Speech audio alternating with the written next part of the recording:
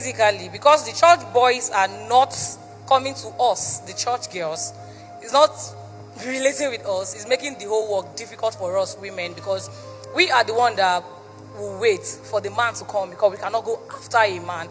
So now we are getting old and like we are aging by the time, and these guys just come and they have this boldness more than the church guys.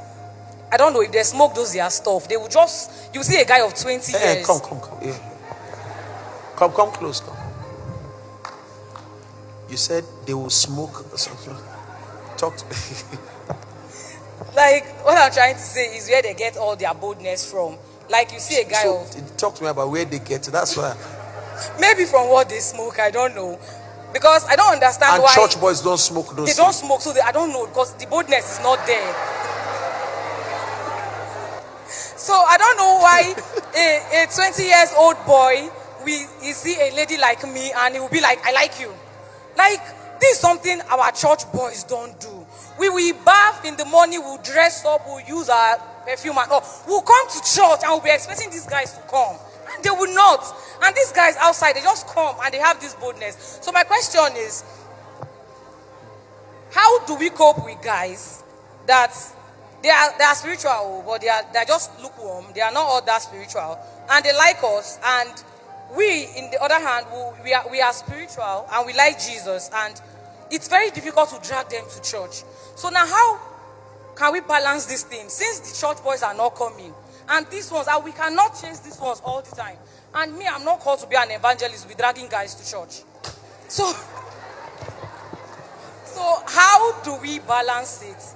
That's my question. Oh my God. And church boys, they think they smoke. All right, so let me attempt that issue. You see, church guys, our major problem is that, for instance, someone like me, I gave my life to Christ when I was barely 15. So I was just trying to start life when I gave my life to Christ.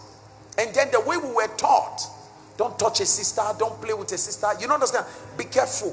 So the way we were raised as guys, it was such that we were not socialized. Do you get it? We didn't grow in the world. We went to school. Even in school, there's school fellowship. So everything around us is about church. Then we get home, there's morning devotion. And then you finally end up going to university again, there's campus fellowship. Then we now leave campus fellowship, where again, brothers, everybody mind the way you behave, you don't touch sisters. So all those things makes us to be less sociable. And then we're not taught about how to communicate to sisters. First, don't forget that in the church, our desire, any desire for a woman, he that thinks about a woman in his heart has lusted after her. So first, the thought of a woman should not enter my heart. The moment it enters, I kill it. Are you getting what I'm saying now?